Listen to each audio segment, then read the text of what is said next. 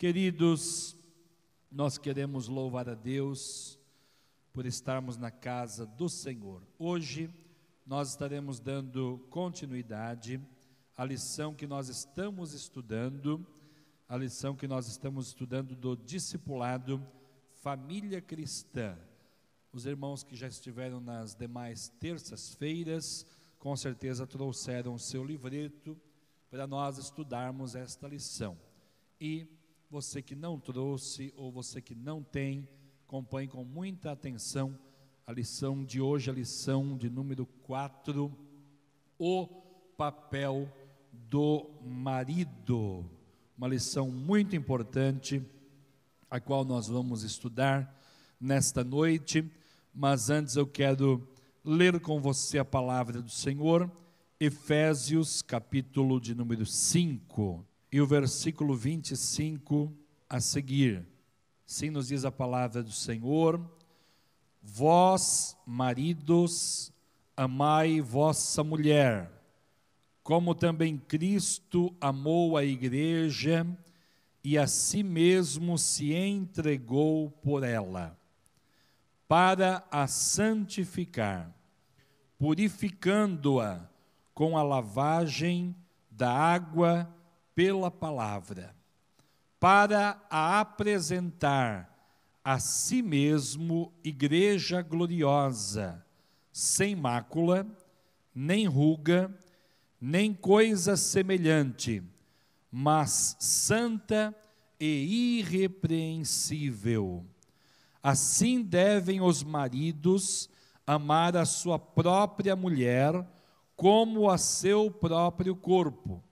Quem ama a sua mulher, ama-se a si mesmo, porque nunca ninguém aborreceu a sua própria carne, antes a alimenta e sustenta, como também o Senhor a igreja, porque somos membros do seu corpo.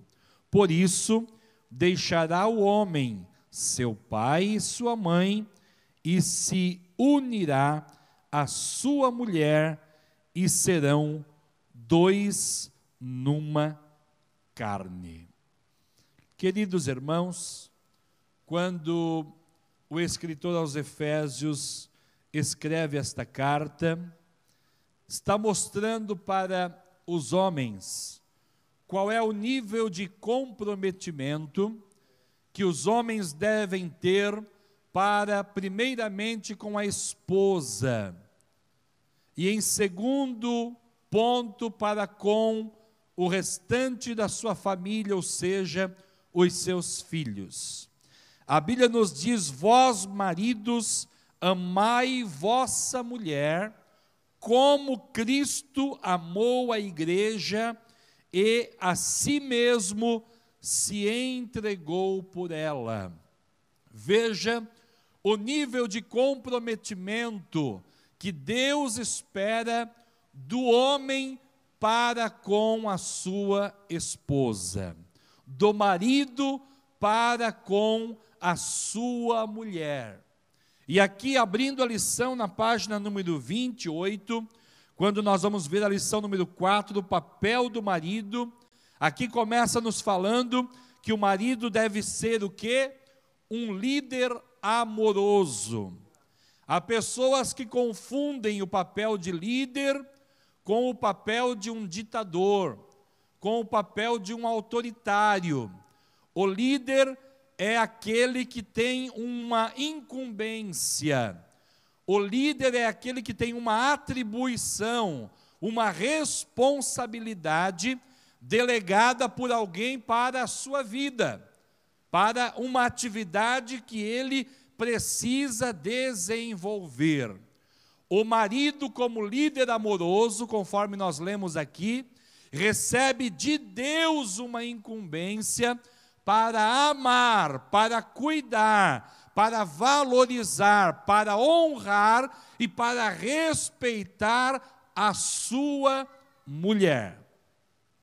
Por isso, a importância de nós falarmos que marido é um desafio hoje, nos dias em que nós vivemos, ser um bom marido. É isso que diz aqui a primeira frase da nossa lição. Marido, que desafio ser um bom marido. É um grande desafio ser um bom marido nos dias de hoje. Por que que é um grande desafio? Porque o homem de hoje, ele precisa estar à frente do seu tempo. E quando nós falamos de maridos cristãos, nós estamos falando de alguém que leva consigo as marcas de Cristo. Nós estamos falando de alguém que conhece pela palavra de Deus, por aquilo que a Bíblia Sagrada nos ensina. Este marido precisa conhecer qual o seu papel fundamental diante da Bíblia Sagrada dele para com a sua esposa. Na vida, diz aqui a nossa lição, passamos muito tempo tentando ser bons. Raras vezes, no entanto, nos preocupamos em seguir o manual que nos leva às melhores condições para uma vida de sucesso. Primeiro fazemos e depois procuramos ver se acertamos. Mais uma frase que eu quero destacar. Primeiro fazemos e depois procuramos ver se acertamos. Está errado este modo de proceder. Quando você compra um equipamento novo, quando você compra um equipamento eletrônico, ou seja lá qual for, primeiramente você vai ler o manual. O manual vai te ensinar como utilizar aquele aparelho, aquele equipamento. O manual vai te mostrar algumas noções básicas de utilização daquele equipamento.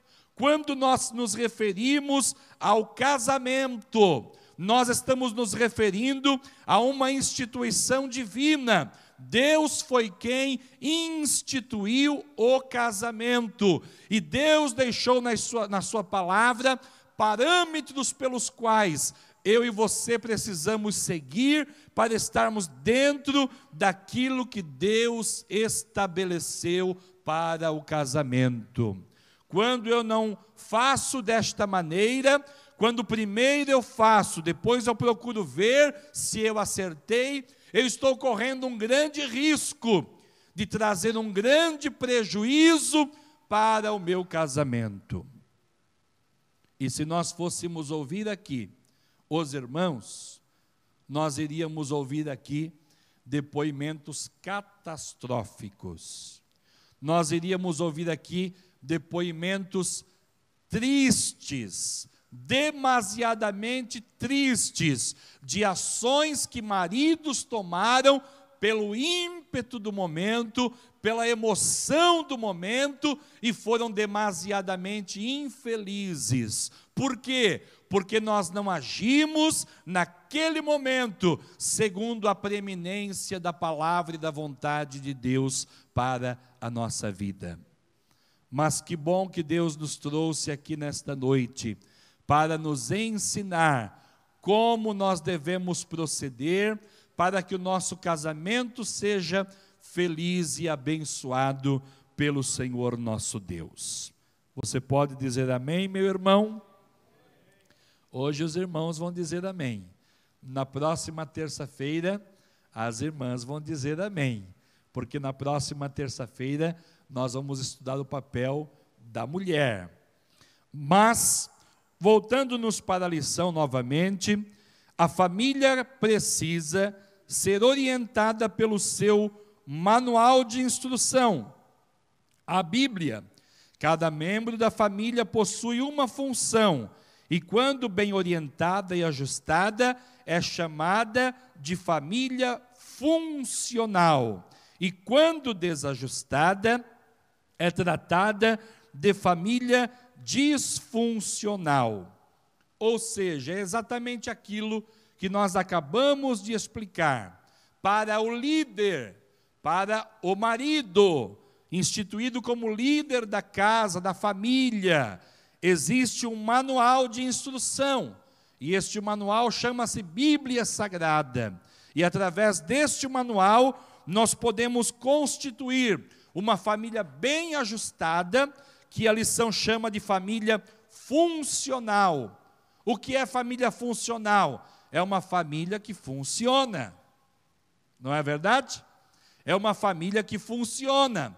Cada um dentro do seu espectro, cada um dentro da sua função, cada um dentro da sua área, cada um respondendo pela sua atividade no contexto familiar. Cada um de nós tem um papel fundamental na família, uma função fundamental na família. Possuímos uma função, e esta família bem ajustada, nós chamamos de família funcional. Mas quando esta família, ela não está bem ajustada, nós chamamos de família disfuncional. Ou seja, alguma coisa ali, ou tudo ali, não está funcionando como deveria. Por que não está funcionando como deveria? Por inúmeras razões. Primeira razão e principal de todas elas é porque não tem um líder. E quando não tem um líder, não tem uma direção, não tem uma diretriz. Segunda razão, não tem um líder que se baseia em um manual. Ou seja, a Bíblia Sagrada, a Palavra de Deus, tem resposta para tudo para a nossa vida, muito especialmente no que se refere ao nosso lar e também à nossa família. Então, se você, meu querido irmão e minha irmã, quer ter uma família funcional, uma família ajustada, uma família que funciona, você precisa, então, estar pautado por aquilo que é a palavra e a vontade de Deus para a nossa vida. Para acertarmos em nosso papel como maridos, precisamos aceitar e precisamos praticar os conselhos de Deus para nós, através da sua palavra. Porque muitas das vezes, o marido até sabe do seu papel, ele até tem consciência, tem entendimento do seu papel, mas ele não pratica.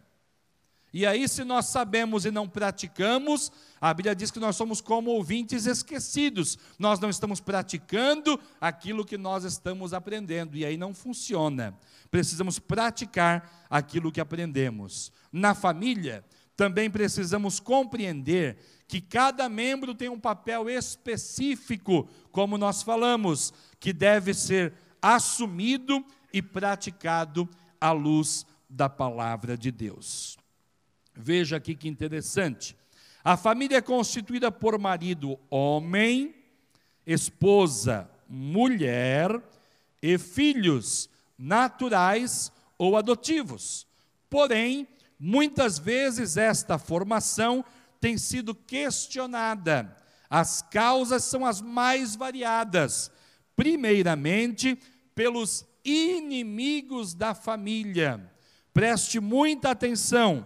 Pessoas que são usadas pelas forças malignas para trabalhar contra os projetos divinos, e depois aqueles que simplesmente desconhecem os desígnios de Deus para a sociedade.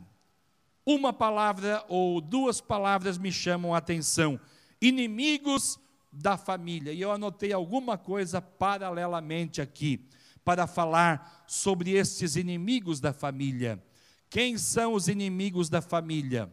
Primeiramente, o inimigo da família é Satanás.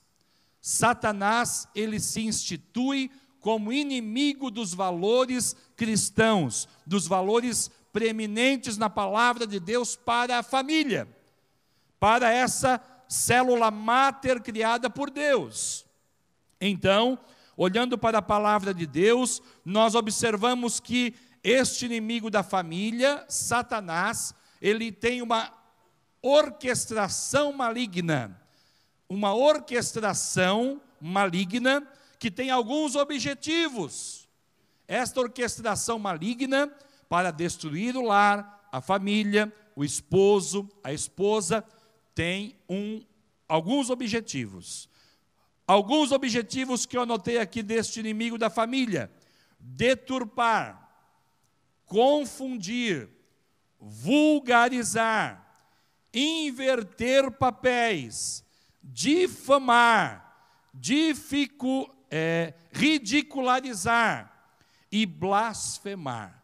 Se você olhar para a sociedade comum dos dias de hoje, a sociedade pervertida, a sociedade contrária à palavra de Deus, à vontade de Deus e à constituição divina para a família no formato que ela é, você irá observar que todos esses objetivos buscam ser alcançados por esta classe de pessoas: deturpar, confundir, vulgarizar, inverter papéis, difamar, ridicularizar o contexto familiar da maneira que Deus apresenta e, por último, fazer com que seja blasfemado o nome de Deus através das atitudes e dos comportamentos daqueles que miseravelmente estão vivendo sem conhecer as verdades da palavra de Deus. Quantos estão entendendo? Digam amém.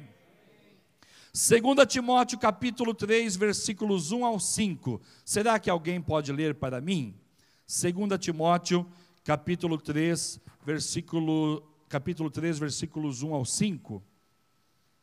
Espera que alguém no altar aqui já pega um microfone para ser mais rápido. 2 Timóteo capítulo 3, versículos 1 ao 5. Pastor Marcos. Sabe, porém, isto, nos últimos dias sobrevirão tempos difíceis, pois os homens serão amantes de si mesmos, gananciosos, presunçosos, soberbos, blasfemos, desobedientes a pais e mães, ingratos, profanos, sem afeição natural, irreconciliáveis, caluniadores, sem domínio de si, cruéis, sem amor para com os bons, traidores, atrevidos, orgulhosos, mais amigos dos prazeres do que amigos de Deus, tendo aparência de piedade, mas negando-lhe o poder. Afasta-te também destes. Muito obrigado, pastor Marcos. Veja só, as características mostradas a nós pela palavra de Deus com relação a estes que procuram de alguma maneira contrariar o plano original de Deus para a família. Vamos adiante, na página 29, lá em cima diz assim: Deus opera muitos dos seus propósitos para este mundo através da família. Como já foi dito, a família é a célula máter da sociedade. Todavia, para que o lar seja feliz, próspero e harmonioso, é indispensável entender a função de cada um dos seus membros.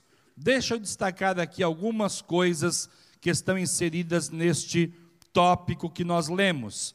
Primeira coisa que eu quero destacar: a família é a célula máter da sociedade. Eu gostaria que você pensasse um pouco comigo. Como seria o mundo de hoje? Como seria o mundo de hoje se não houvesse sido constituída por Deus a família nos moldes que ela foi constituída por Deus? O esposo como a cabeça, a esposa, os filhos. Isso traz para a sociedade uma organização. Isso traz para a sociedade um direcionamento. Agora pense comigo, se fosse tudo bagunçado e tudo invertido, qual tipo de sociedade nós teríamos nos dias de hoje, se não fosse esta instituição divina? Mesmo com a instituição divina já não é fácil. Agora imagine você se não houvesse esse padrão instituído por Deus. Então a família precisa continuar sendo a célula formadora da sociedade. Segunda frase que eu quero destacar: entender a função de cada um dos seus membros. Não são funções superiores ou funções inferiores. Não. Não é porque o marido é o líder que ele é superior. Não é porque a mulher não é a líder que ela é inferior. Nada disso. São funções diferentes. São funções diferentes que vão dar a conotação devida e necessária para a instituição desta casa, desta família. Os especialistas defendem que as regras em casa devem ser claras, concisas, definidas e respeitadas por todos. Não iremos encontrar na Bíblia as regras de organização de casas, mas o que se espera de cada um dos seus membros nesta lição, verificaremos as qualidades e as funções do líder da família. Qualidades e funções do líder da família. Então vamos lá. Tem ali o segundo slide. Segundo slide, não sei se é esse daí. Não, volta um pouquinho. São 3 ou 4 slides que temos ali. O segundo slide. Esse é o primeiro, esse é o segundo. Assim devem os maridos amar as suas próprias mulheres como a seus próprios corpos. Quem ama a sua mulher, ama-se a si mesmo. Veja só, qualidades do marido cristão. Um líder amoroso. A primeira qualidade do marido cristão, um líder amoroso. A primeira determinação de Deus para o homem foi a de chefe da família, porque o marido é a cabeça da mulher, como também Cristo é a cabeça da igreja, sendo ele próprio o salvador do corpo. Para que, meu querido irmão, o marido é a cabeça da família? Para este marido ser o salvador do corpo. Ou seja, atribui-se ao marido uma grande responsabilidade deste marido ser comprometido e ser responsável para conduzir os seus nos caminhos do Senhor, para conduzir a sua família na vontade de Deus, pautados na vontade de Deus. Então o marido tem sobre si o peso de uma grande responsabilidade para amar a sua esposa. E a Bíblia diz: vós maridos amai vossa mulher, como Cristo também amou a igreja, e a si mesmo se entregou por ela. Veja o grau de amor que Deus espera do marido pela mulher. Amar a sua esposa como Cristo amou a igreja. E como foi que Cristo amou a igreja? Cristo se entregou por ela. De acordo com a palavra de Deus, o padrão de liderança do lar é Cristo, assim como o padrão de amor. Que amor é este que Cristo amou a igreja e que todo marido deve exercer? Olhe só, é o amor sacrificial. Portanto, o marido cristão é aquele que aceita o padrão de liderança e amor de Cristo. E deste modo tem que estar disposto a entregar-se pela esposa e, consequentemente, pela família. É algo muito sério, meus irmãos, quando a gente fala de compromisso e de responsabilidade do marido para com a esposa e para com a família. Como é possível saber quando o chefe de família é um líder amoroso? Quando exerce a liderança, levando em consideração o interesse coletivo do lar, e não os seus interesses, seus objetivos. Quando um esposo assume este padrão de amor, é possível que seja grandemente reconhecido pelos membros da sua família. O que Deus espera de nós, maridos, é que nós possamos pensar no coletivo do nosso lar. Não ter uma visão egoísta, não ter uma visão egocêntrica, mas ter um amor sacrificial pela esposa, pelos filhos, interesse coletivo do lar. Agora não é mais o que é melhor para mim, agora é o que é melhor para nós. Vamos ver o que diz Provérbios, capítulo 16 e o verso 24. Provérbios 16, 24, já abri aqui, diz assim: favo de mel são as palavras suaves, doces para a alma e saúde para os ossos. Como tem sido as nossas palavras para com a nossa esposa e como tem sido as nossas palavras para com os nossos filhos? Porque muitas das vezes o homem se preocupa apenas em ser o provedor, mas o homem esquece que ele precisa ser também o protetor. Ele esquece que precisa ser também o sacerdote do seu lar, da sua casa. Então é muito cômodo para o homem ser apenas aquele que traz o alimento, aquele que cuida das coisas, aquele que cuida da manutenção, mas existe uma responsabilidade maior, um compromisso maior. O poder é a faculdade de forçar ou coagir alguém a fazer a sua vontade, por causa da sua posição ou da sua força, mesmo que a pessoa prefira não fazer. Mas a autoridade é a habilidade de levar as pessoas a fazerem de boa vontade o que se quer por causa da sua influência pessoal. A habilidade, a autoridade do homem como líder, como marido, a autoridade com amor, a autoridade com cuidado, a autoridade com sabedoria, a autoridade com palavras mansas, para conseguir o objetivo que você tem. E aí, com relação a isso, nós precisamos aprender com as mulheres.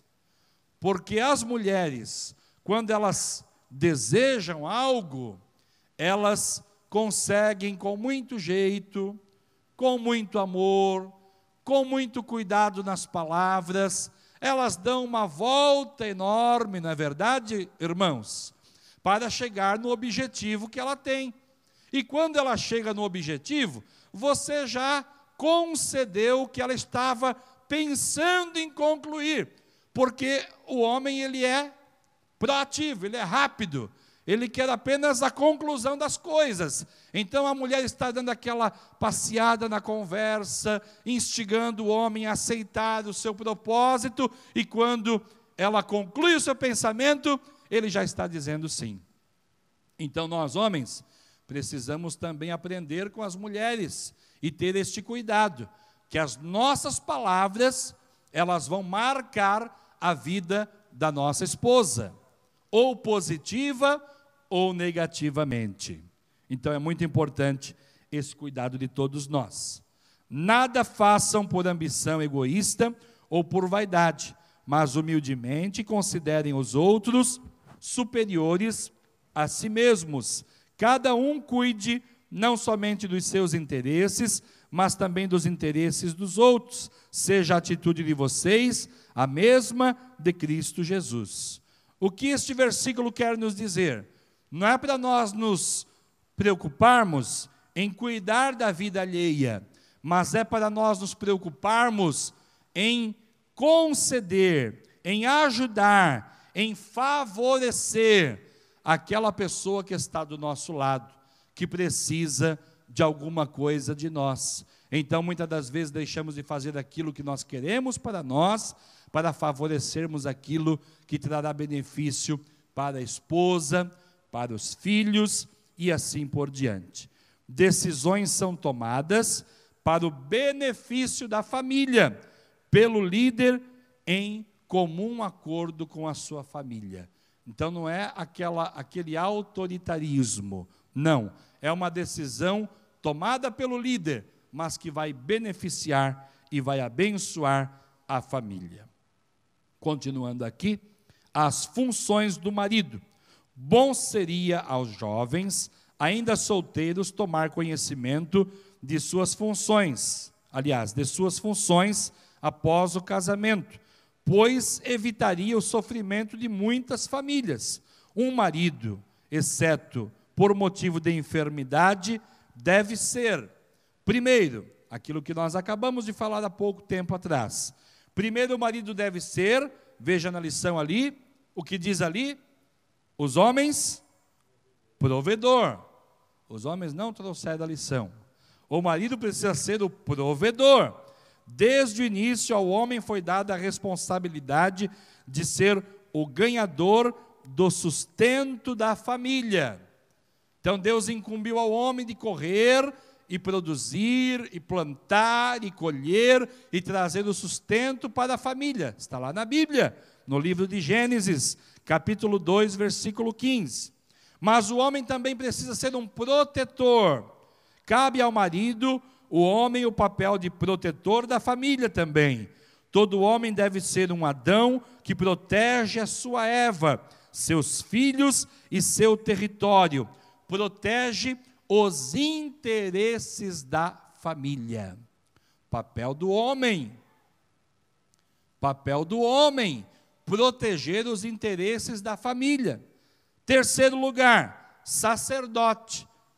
Deus instituiu ao homem para que fosse o líder espiritual da casa.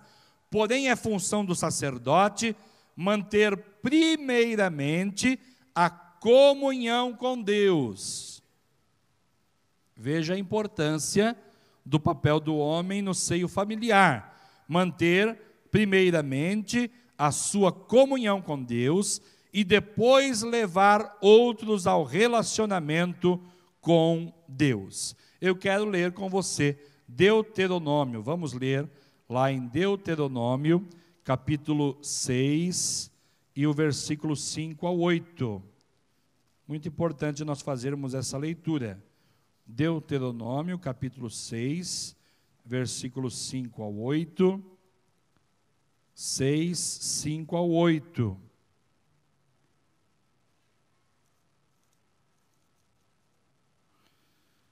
Podemos ler? Deuteronômio capítulo 6, versículos 5 ao 8, diz assim: Amarás, pois, o Senhor teu Deus de todo o teu coração, e de toda a tua alma, e de todo o teu poder.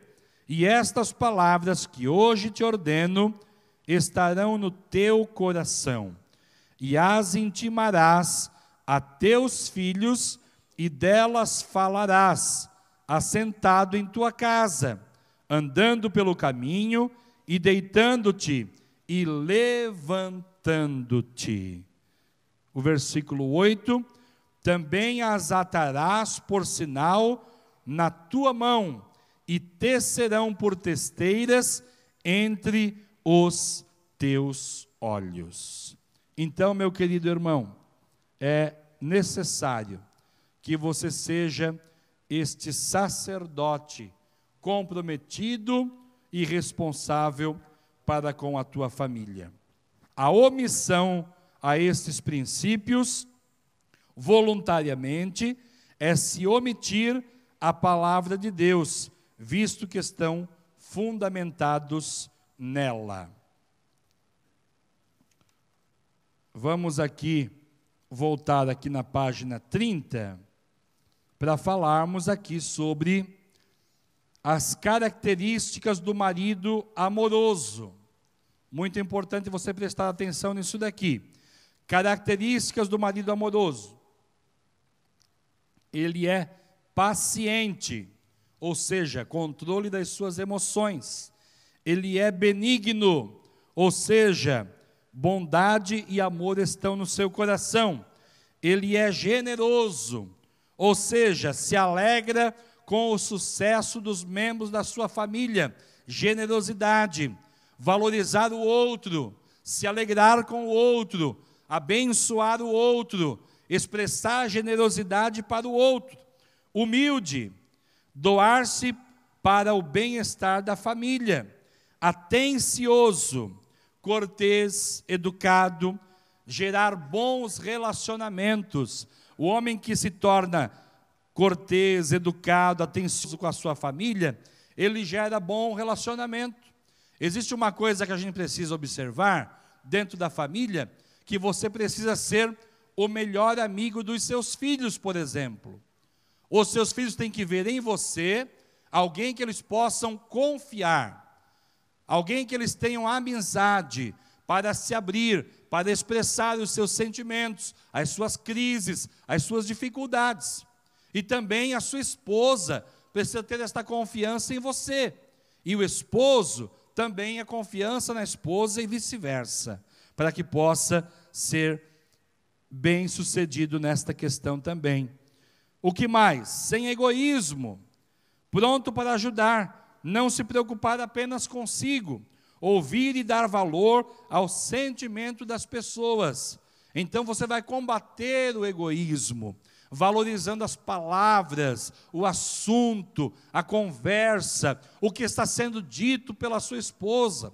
A gente às vezes peca muito nessa área, porque a esposa está falando, e quando ela está quase terminando tudo o que ela está dizendo, a gente vira para ela e pergunta: quem que é mesmo? O que é mesmo? Como que é mesmo? Por quê? Porque a gente não está dando a devida atenção para aquilo que é importante para a vida da esposa.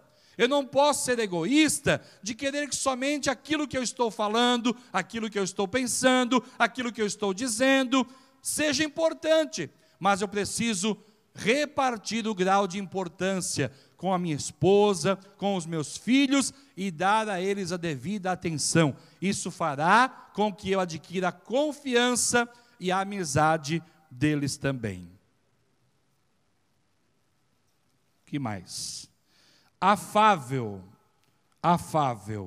ser sensível, não se irritar, não se ofender, ser afável, aquela pessoa que consegue ouvir uma crítica quando é necessário, da esposa, aquela pessoa que ela consegue controlar os seus impulsos, às vezes está num momento difícil, complicado, passando uma dificuldade, você tem que ter um autocontrole para não estourar com a pessoa errada, para não, às vezes, brigar, discutir, falar palavras ásperas com a sua esposa. Vai ser 2 trabalhos para você. Então é importante você cultivar essa questão de ser uma pessoa afável, sensível, não se irritar, não se ofender com qualquer coisa facilmente, releve muitas coisas, cuidado com as suas palavras, com o seu comportamento, seja um homem maduro, seja um homem inteligente, seja um homem espiritual, cheio do Espírito Santo de Deus na tua vida. Confiança, não arde em ciúmes e não imagina o mal. Cantares, capítulo 8, versículo 6.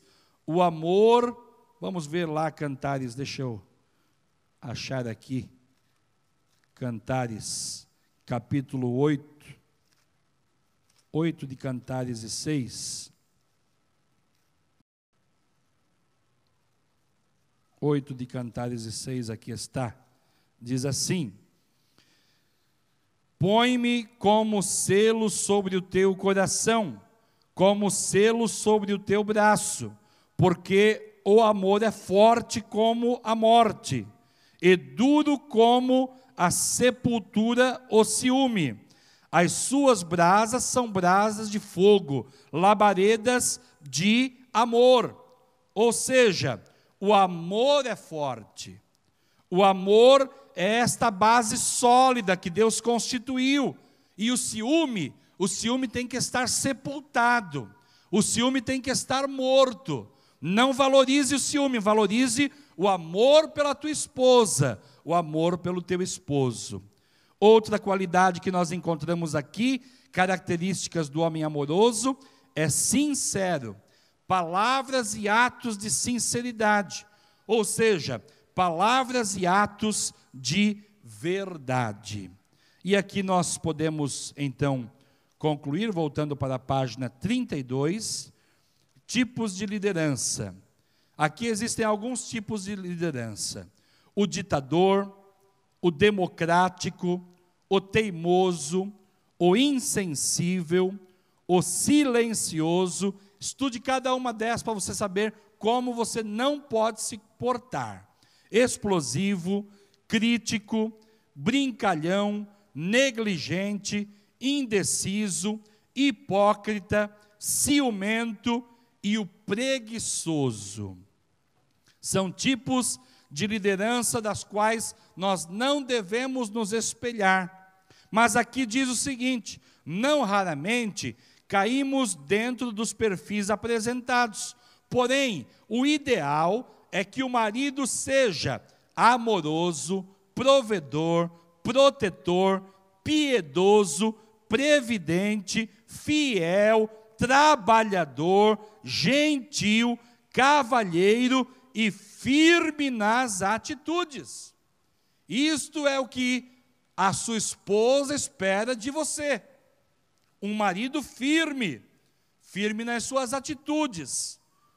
Como maridos cristãos, devemos procurar o mais alto padrão de conduta, pois somos luz para o mundo e para a casa de Deus. Eu quero terminar lendo com você 1 Timóteo, capítulo 3, e o versículo 2 ao 5, versículos 2 ao 5. 1 Timóteo, capítulo 3, versículos 2 ao 5, que nos diz: convém, pois, que o bispo seja irrepreensível, marido de uma mulher, vigilante, sóbrio, honesto, hospitaleiro, apto para ensinar, não dado ao vinho, não espancador, não cobiçoso de torpe ganância, mas moderado, não contencioso, não avarento, que governe bem a sua própria casa, tendo seus filhos em sujeição com toda a modéstia, porque se alguém não sabe governar a sua própria casa, terá cuidado da igreja de Deus? Então, queridos irmãos, esta lição maravilhosa fica para nós podermos praticar com honradez aquilo que nós apresentamos e sermos espelho para uma sociedade que está cada vez mais afundada no pecado e na transgressão. Porém, Deus conta comigo e com você para afirmarmos os valores da família cristã.